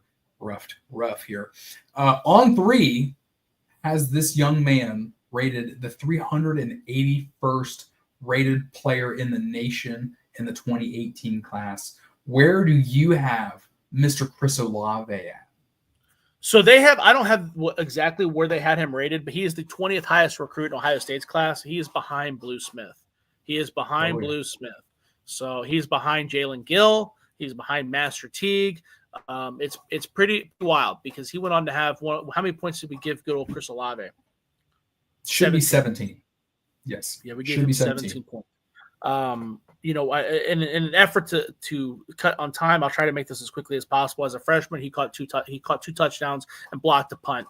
That led to a touchdown. That was it. That was the top of his career. Yep. That was the catalyst of it all. And of course, they were against the team up north, and it makes you think too. It makes you think about a lot of these recruits too. They got an opportunity and took it, and Chris Olave never looked back. Again, I'm looking at On 3. We're talking about the 381st ranked player in the nation, and he was a 4-star though. What did On 3 get? On 3 give him 4 stars? He was the 69th rated wide receiver. 69. They give him 4 stars though, or is that 3? I don't know. He's at 4 stars. Yes. Okay. All right. So it's not like he was a nobody. He just wasn't one of the guns. Yeah. He wasn't DeJuan Jones's level where he, 3 people recruited him or whatever. But and you're right. He didn't look back. As a sophomore, he led the team in receiving yards with 849, yards per catch of 17.3, and touchdowns. That was immediate. I'm trying to. He has the school record with 35 receiving touchdowns, which is the most. Fourth most in the Big Ten Conference history. And also he's third in school history with 176 receptions and fifth in school history with receiving yards with 2,711. He's also second in Ohio State with 11 100-yard games in his career. He was a first-team All-American 2021 by AFCA. He was also a second-team All-American by the AAP, Walter Camp, and FWAA. Why Wikipedia has fucked that up, I don't know, but they did. He is an All-American.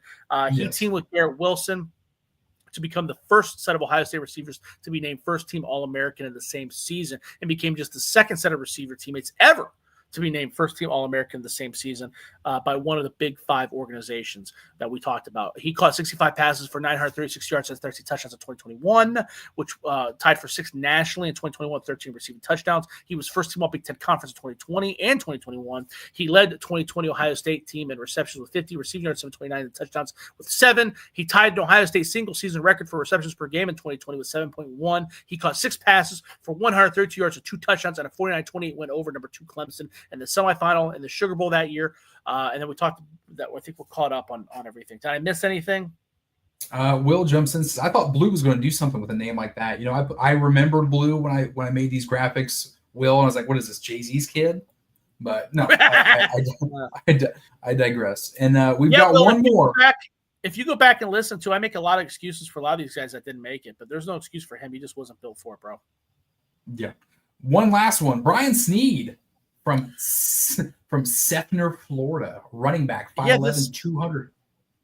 Go ahead. This is a big old zero. 4-star running back for 4. Yeah. This was a guy that everybody thought was going to be the shit. He was in a lot of these magazines listed as somebody who's going to do something. Higher recruit to Master Teague, Under Armour All-American. He played 2 games as a freshman, 11 carries for 37 yards and a touchdown. Then he raped someone and was dismissed. I'm glad I left him for last, I guess. I believe it was allegedly. I think that the charges were dropped, but the school said that he was still doing something shady. They kicked him out of school. And if you got to be kicked out of Ohio State as a football player, you done fucked up. Listen, I'll shit on other schools. You know, we talked about the low academic standards at Florida, and even Michigan took a guy who didn't go to classes. But listen, Ohio State will make you if you even hinted. If there's a chance you didn't do something wrong, Ohio State will fight to keep you, especially if you're a football player. And as good as one as Brian Sneed, and they did not help him. They were like, goodbye. He ended up transferring. No one wanted him. He ended up transferring to Iowa Western. Is that right? Yes. I don't know if I wrote this down. Iowa Western. You're right.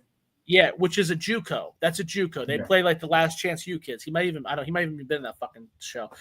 He set the world on fire. Had a great year there. Went to Austin Peay, where he also was very productive. I mean, he's a very talented running back. He was a very talented running back. There's no questions on that. And then he transferred to Arkansas State, where he really didn't do much. He didn't do shit at Arkansas State. He actually played against Ohio State that year.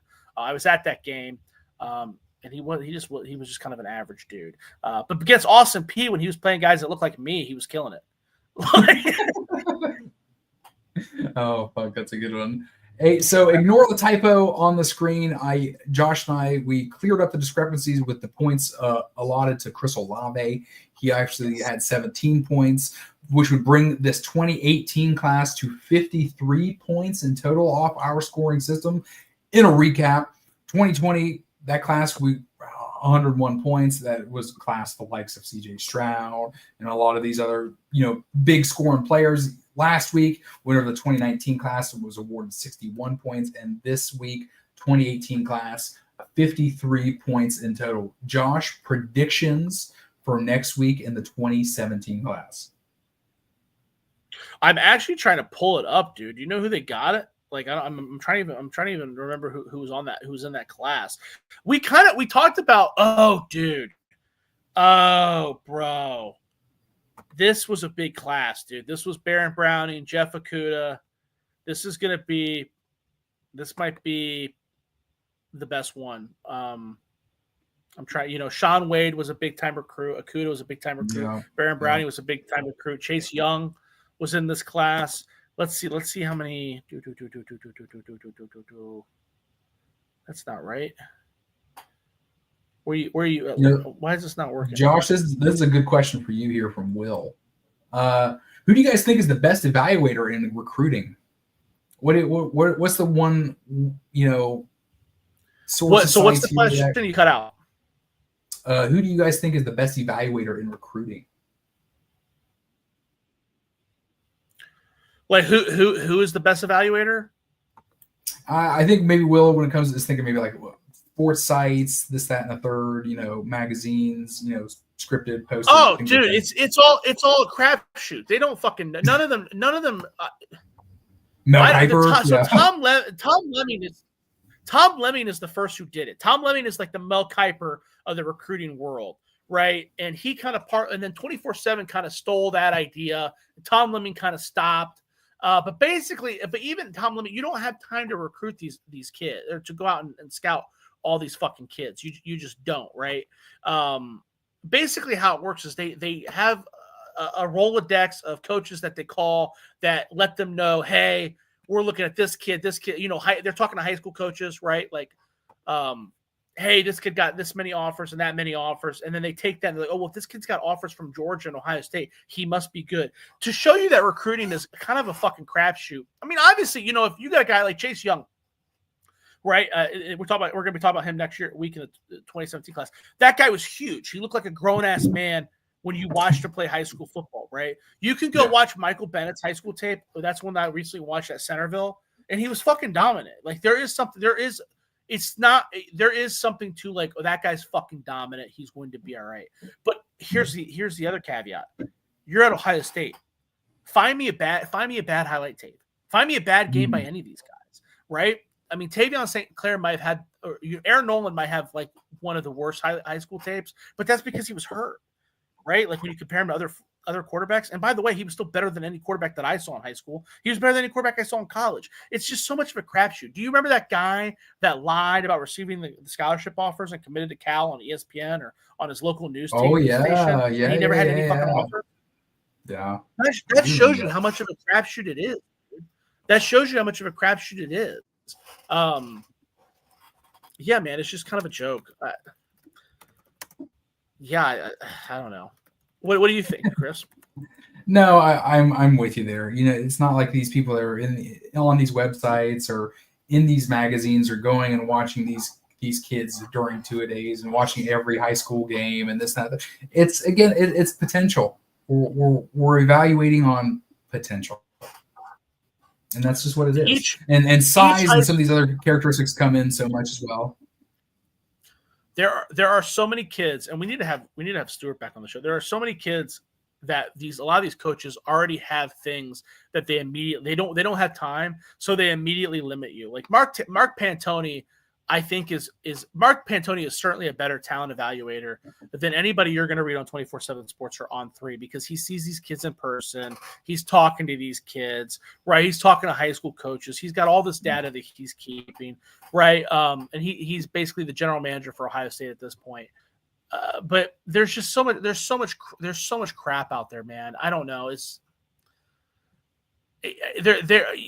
Stuart will tell you that there's recruits Ohio State missed out on specifically because Urban Meyer had criteria where he's like, don't waste my.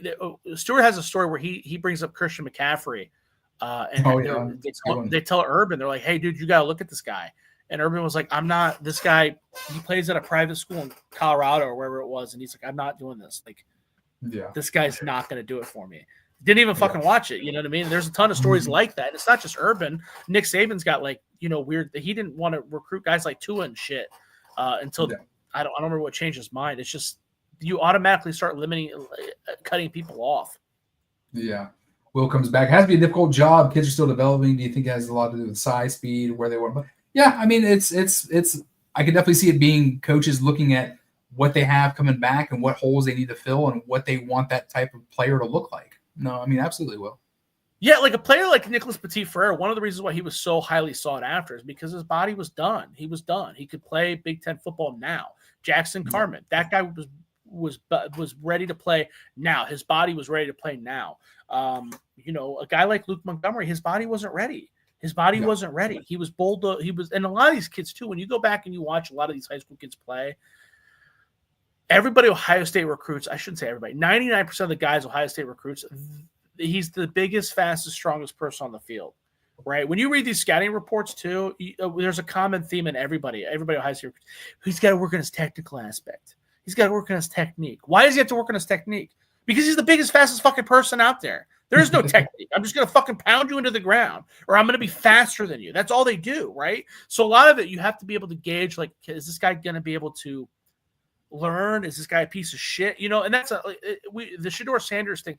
When we do to try to tie it together to maybe everybody understands, the NFL draft is much easier to look at it because you see all these people. Everybody watches a lot of college football. Everybody who watched Colorado plays knows Shedeur Sanders is special. They know Shedeur Sanders has the physical talent to play in the NFL. The problem with Shedeur Sanders is that he's a dickhead, right? Like, you know what I mean? Like, in high school, we don't get to see, and so that's in college. It's more clear because you see these guys fall, and like you hear these stories of how they're in interviews and this and that. In high school, we don't hear about that, but a lot of times that's what happens. These kids are just dickheads, and they don't want to change. They don't want to accept coaching and yada yada yada. And that's where you get a lot of these busts, right? Or they're impatient. I think the impatience is the big thing now. They don't want to fucking sit and wait their turn. Yeah. Like Alex Williams was a 3-star recruit. He was 6'7", 250 pounds, and he didn't dominate. He wasn't like the most dominating fucking epic force in high school, right? So it's like he didn't have any patience. So I think that's I'm with you. But let's say this: Josh's closing comments. Kids are dickheads. Is that I think a lot of them are. I think a lot of them are. I mean, it's hard for us to identify that because we don't get to interview. But with the access that these kids are celebrities now more than ever, so you better bet your ass. You better bet your ass that I'm watching an interview for every single kid. I'm watching these kids talk on the news. I'm watching these kids do these, because that's you can just tell. You can just tell who's going to put in the work and who's going to get frustrated and leave. Yeah. Will comes in. Hey, Deion Sanders, the next Browns coach. There you go. We'll fucking see. We'll see. We will see, and we will see you all next week. We're going to come with the 2017 class. This 2017 class, we think this might be the one. We're thinking this one might be the one, Josh. Yeah, dude, I think this is going to be the one that fucking beats. I mean, I'm looking at it. You got Chase Young, Jeff Okudah right up there at the top. What? Like, those are two of the best Ohio State football players ever to play the game. Like, this might be a big one. Will wants to let you know, hey, he made it to Russo's on Thursday. Didn't know who was going to be the – hey. Did you like it?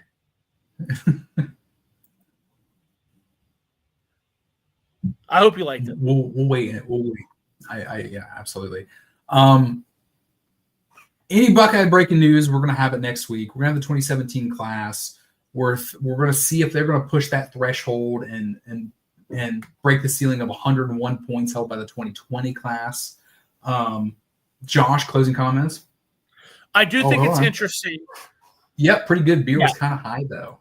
It's a little pricey. It's a little pricey, not gonna lie. We talked about it last week briefly. I said, man, I think that this 2017 recruiting class is going to be worse than the 2018 recruiting class. And we were kind of questioning it because it's the hype around the 2017 recruiting class was insane. Go to YouTube, check it out, dude, and compare it to the hype around the 2018 class. And I won't say I was right, but like the 2018 class was better because there was just more return on your investment. So many of these kids in the 2017 class didn't do shit. It's so crazy to look at the hype that one got compared to the other. Yeah. No, you're absolutely right. You are absolutely right. Well, ladies and gentlemen, as always, thanks for jumping on, spending your time with us, taking this stroll back down memory lane with us for this 2018 class. We'll be back with you next week for Buckeye news, as well as the 2017 class. Absolute studs. Will says I was going to send you a message, but wasn't sure if I was going. I will be back in the fall. You guys got to link up, man. Get your shit together. Josh. As always, I'm Chris. You can find me at CRunion15 on X. Josh. Yeah, man. Follow me on X at Josh Keatley 16, and we'll be back next week. We'll be back next week, and as always, go Bucks. We'll be back next week.